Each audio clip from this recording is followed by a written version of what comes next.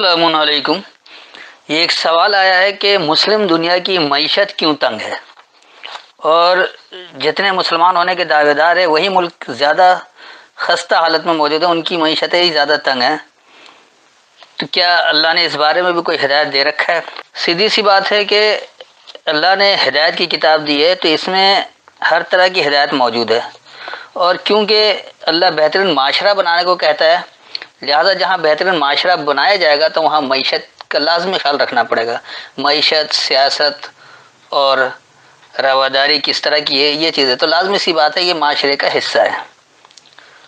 تو اس وقت میرے پاس حافظ نذیر احمد والا ترجمہ ہے، پہلے میں ان کا ترجمہ بتا دوں گا اور پھر جو میری فہم اس سے سمجھاؤں گا، اور آخر میں وضاحت کروں گا کہ آج کے دور میں یہ کس طرح قابل عمل ہے یا کس طرح یہ آیتیں ہدایت دیتی ہیں۔ تو اس کے لیے میں زیادہ نہیں، صرف 2 جگہ سے لوں گا۔ سب سے پہلے سورہ طٰہٰ اور اس کی آیت نمبر 124، 125 اور 126، یہ 3 آیتیں، اور دوسرا سورہ قصص سے ایک آیت لوں گا۔ تو پہلے 20 کی 124، 125 اور 126، اور جس نے میرے ذکر نصیحت سے منہ موڑا تو بے شک اس کی معیشت گزران تنگ ہوگی، اور ہم اسے اٹھائیں گے قیامت کے دن اندھا۔ وہ کہے گا اے میرے رب، تو نے مجھے اندھا کیوں اٹھایا؟ میں تو دنیا میں بینا دیکھتا تھا۔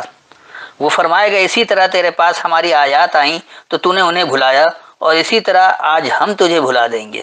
تو یہ تو ہے وہ روایتی ترجمہ کہ یہ کہہ رہے کہ معیشت اسی کی تنگ ہوگی اور قیامت کے دن اندھا بھی اٹھایا جائے گا، کیونکہ وہ نصیحت سے منہ موڑا ہوا تھا۔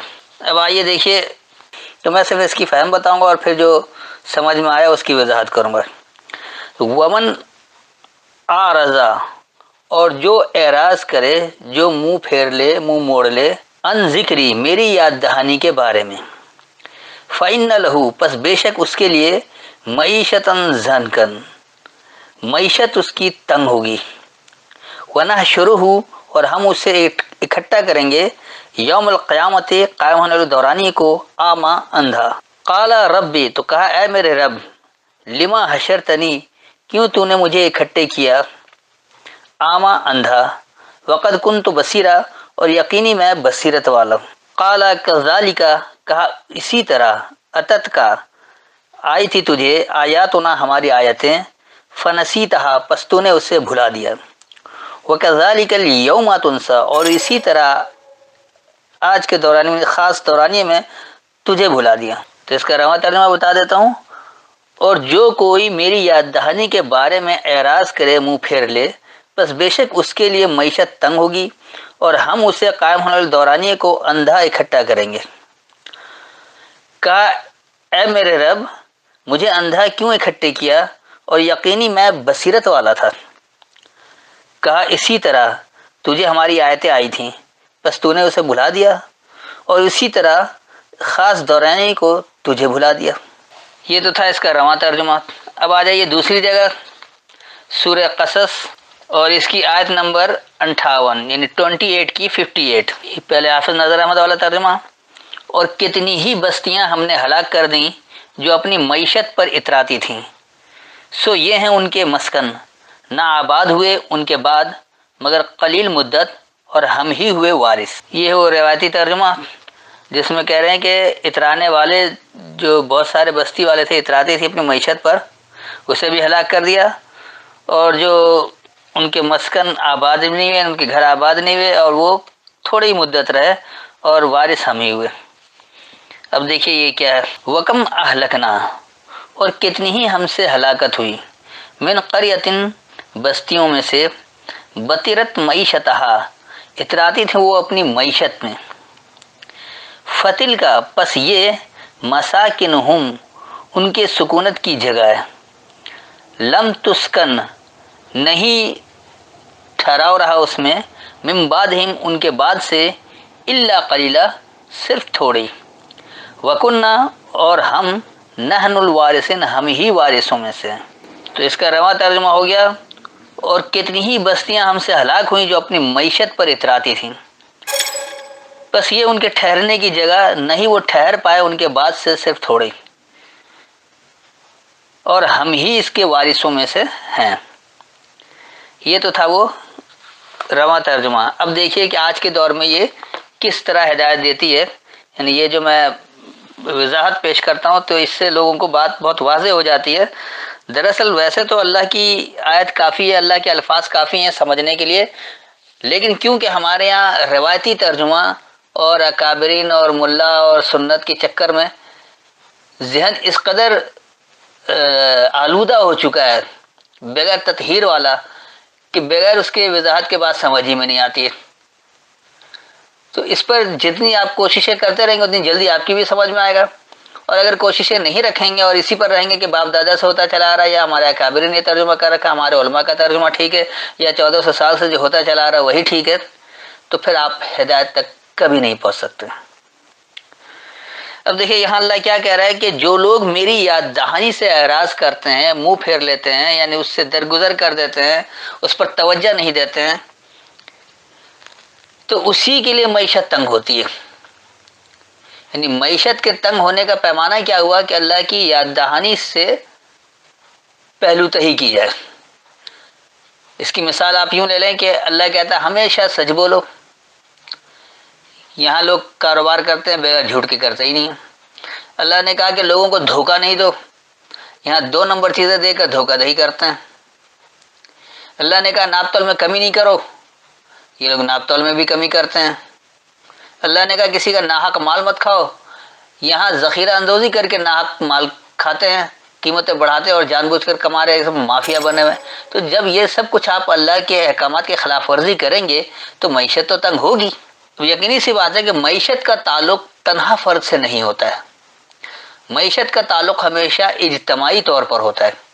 तो जो कौम इज्तमाई तौर पर बददियानत है, इज्तमाई तौर पर रिश्वतखोर है, इज्तमाई तौर पर नाहक माल खाने वाले, इज्तमाई तौर पर ज़ाती मफादात को मद्देनज़र रखने वाले हैं, इज्तमाई तौर पर गसब करने वाले हैं, बातिल खाने वाले हैं, तो वहाँ मईशत कैसे ठीक होगी? अगर उनमें चंद अफराद ठीक हो भी जाएं, चंद अफराद अच्छे मानने वाले भी हों, अल्लाह के अहकामात की पाबंदी कर रहे हों, तो उसका मजमूई असर नहीं होता, क्योंकि मईशत हमेशा इज्तमाई से होता है। एक माशरे के में मईशत बनती है माशरे के लोगों से, तन्हा अफराद से नहीं बनती।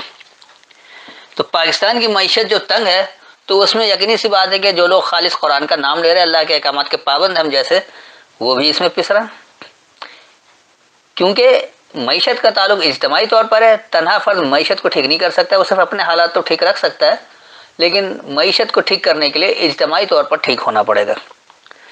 तो जो भी अल्लाह की याद दहानी के बारे में पहलूतही करता है, उससे एराज करता है, दरगुजर करता है, उस मुंह फेर लेता है, उस पर अमल नहीं करता है, तो उसी के लिए मईशतें तंग होती हैं। और कायम होने वाले दौरानिये को वो अंधे इकट्ठे किए जाएंगे। हशर कहते हैं इकट्ठे करने को, तो अल्लाह कह रहा है हम उन्हें कायम होने वाले दौरानिये को अंधा उठाएंगे, यानी अंधा इकट्ठा करेंगे। तो फिर वो सवाल भी करेगा कि ऐ मेरे रब, मैं तो मुझे अंधा क्यों इकट्ठे किया, और यकीनी मैं तो बसीरत वाला था, देखने वाला था। अब ये बसीरा जो है ये ज़रूर नहीं कि आँख से देखना, बल्कि वो जहनी बसीरत का भी ताल्लुक है। अब ये कहते मैं तो बड़ा बसीरत वाला था, बड़ा बाबसीरत था, हर काम बड़ा सोच समझ कर करता था, अपने मफादात को मद्देनज़र रखता था, ज़ाती मफाद के पीछे भागता रहता था, सब कुछ करता था, तो फिर भी मुझे अंधा उठा रहा है। तो अल्लाह कहेगा कि इसकी वजह क्या थी कि तुझे मेरी आयतें दी गई थी, तूने उसे भुला दिया। अल्लाह ने तो कह रखा था कि हमेशा सच बोलना है, लेकिन झूठ बोलते रहे। अल्लाह ने कहा था कि लोगों को धोखा नहीं देना है, लोगों को धोखा दे रहे। अल्लाह ने कहा था मिलावट नहीं करना, आप मिलावट कर रहे हैं। अल्लाह ने कहा गया आप लोगों का माल नाहक ना खाए, माल नाहक खा रहे हैं। रिश्वत ना पहुंचाए, आप रिश्वत भी पहुंचा रहे हैं। बगैर रिश्वत कोई काम ही नहीं हो रहा। तो कोई भी उसूल, किसी भी अहकामात की पाबंदी नहीं है, किसी उसूल पर पाबंदी नहीं है, किसी कानून पर पाबंदी नहीं है। हर एक कोई अपनी मर्जी का मालिक है, सिर्फ ज़ाती मफादात को मद्देनज़र रखकर एक दौलत की दौड़ लगी हुई है कि कौन ज़्यादा इकट्ठे कर सकता है, कौन ज़्यादा कमा सकता है, कौन ज़्यादा उसमें ऐश व इशरत के साथ ज़िंदगी गुजार सकता है।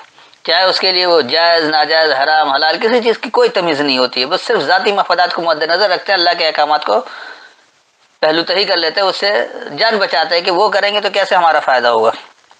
तो जब अल्लाह की आयतें आ गई हैं और इसे अमली तौर पर भुला दिया है, तो अल्लाह कह रहा है कि इसी तरह आज के दौरानी में कायम दौरानी को तुझे भुला दिया, अल्लाह ने भी भुला दिया, फिर अल्लाह अंधे ही उठाएगा। क्योंकि जब अल्लाह की आयतों से अंधे रहे तो फिर अंधे ही उठो।